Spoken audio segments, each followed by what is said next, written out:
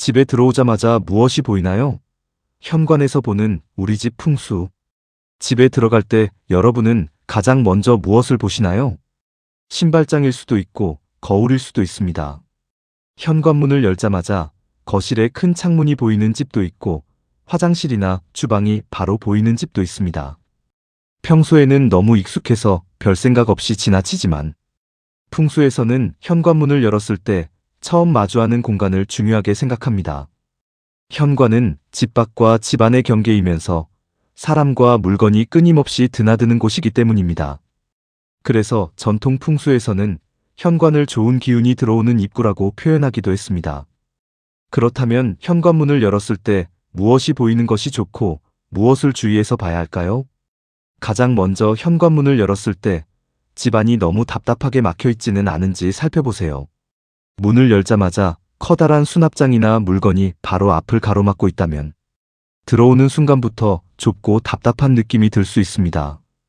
풍수에서는 현관에서 집 안으로 기운이 자연스럽게 들어올 수 있는 구조를 중요하게 봅니다. 이것을 어렵게 생각할 필요는 없습니다. 사람이 집으로 들어오는 길 역시 편안해야 한다는 뜻으로 생각하면 됩니다. 신발을 벗고 거실이나 방으로 들어갈 때 물건을 피해서 지나가야 한다면 먼저 동선을 정리해 보는 것이 좋습니다. 현관문을 열었을 때 거울이 정면에 보이는 집도 많습니다. 특히 아파트에서는 붙박이 신발장에 전신 거울이 설치되어 있는 경우가 있습니다. 전통 풍수에서는 현관문과 거울이 정확하게 마주보는 것을 꺼리는 해석이 있습니다.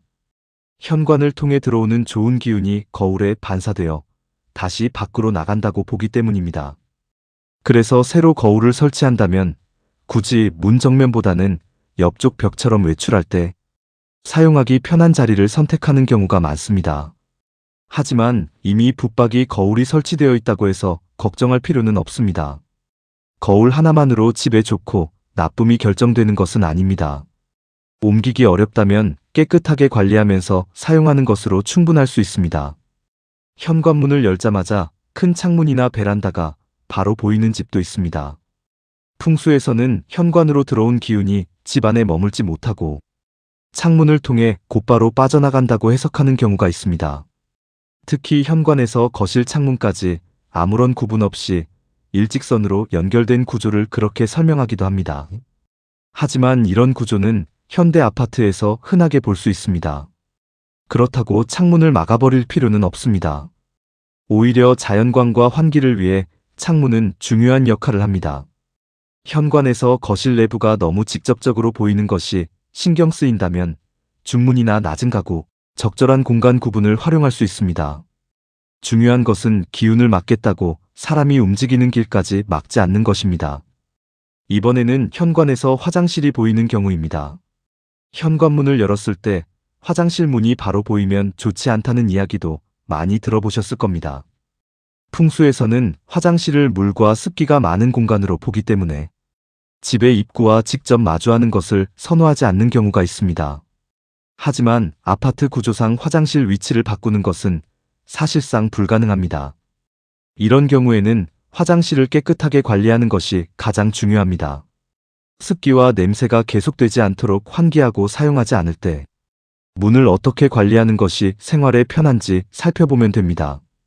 화장실이 보인다는 이유만으로 큰 공사를 할 필요는 없습니다.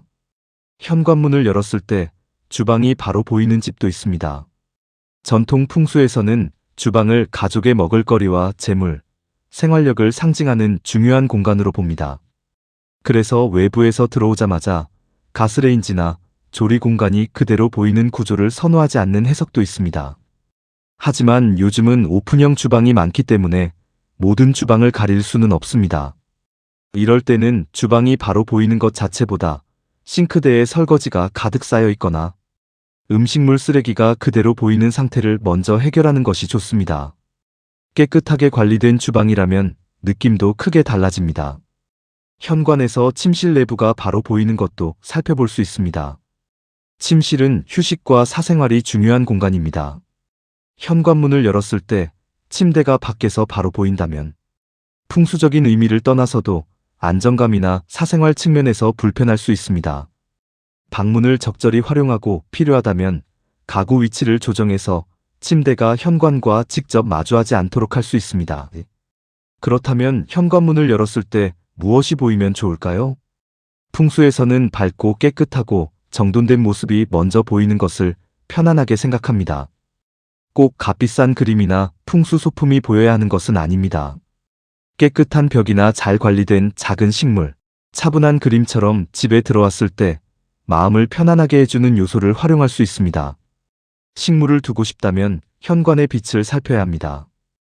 햇빛이 거의 들지 않는 현관에 풍수에 좋다는 이유만으로 살아있는 화분을 가져다 놓았다가 시들게 만드는 것보다 식물이 실제로 잘 자랄 수 있는 위치를 선택하는 것이 좋습니다.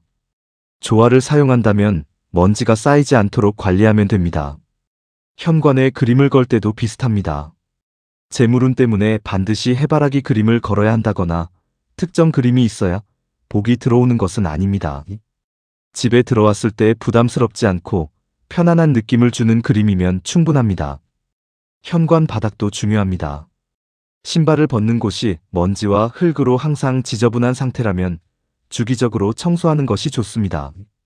특히 비 오는 날 젖은 신발과 우산 때문에 현관이 계속 축축하다면 충분히 말리고 환기해야 합니다.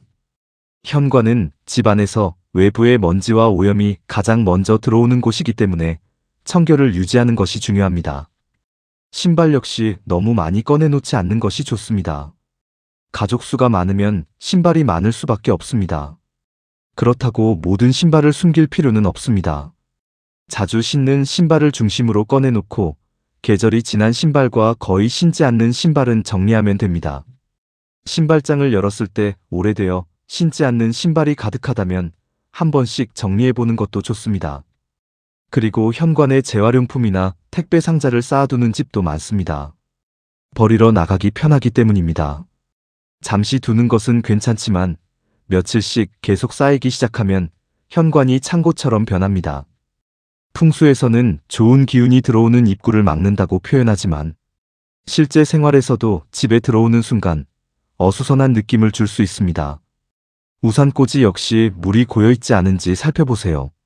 젖은 우산을 그대로 두면 냄새와 습기가 생기기 쉽습니다.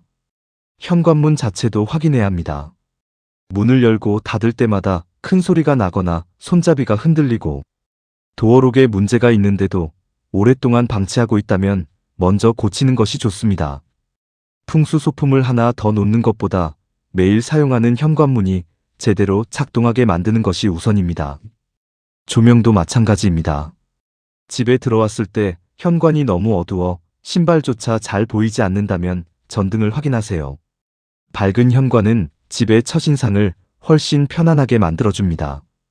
여기서 중요한 것이 하나 있습니다. 현관 풍수는 현관문을 열었을 때 무엇이 보이면 무조건 좋고 무엇이 보이면 무조건 나쁘다는 식으로 이해할 필요가 없습니다. 이미 만들어진 집의 구조는 쉽게 바꿀 수 없습니다. 화장실 위치를 옮길 수도 없고 거실 창문을 없앨 수도 없습니다. 그런데 구조 하나 때문에 계속 불안해한다면 풍수를 생활에 도움되는 방식으로 활용하기 어렵습니다. 바꾸기 어려운 것보다 바꿀 수 있는 것을 먼저 살펴보세요. 현관을 깨끗하게 청소하고 신발을 정리하고 조명을 밝게 만들 수 있습니다. 거울이 얼룩져 있다면 닦을 수 있고 젖은 우산은 말릴 수 있습니다. 택배 상자는 바로 정리할 수 있습니다. 현관문을 한번 열고 처음 방문한 사람처럼 우리 집을 바라보세요. 가장 먼저 무엇이 보이는지, 어떤 느낌이 드는지 살펴보는 겁니다. 밝고 편안한지, 아니면 물건이 가득해서 답답한지 확인해 보세요. 풍수에서 좋은 현관은 특별한 물건이 가득한 현관이 아닙니다. 사람이 들어오고 나가기 편하고 밝고 깨끗하게 관리되는 현관입니다. 집 전체의 풍수를 어디에서부터 바꿔야 할지 모르겠다면 바로 이 현관에서부터 시작해보세요. 매일 지나치던 입구 하나를 정리하는 것만으로도 집에 들어왔을 때 느껴지는 분위기는 상당히 달라질 수 있습니다.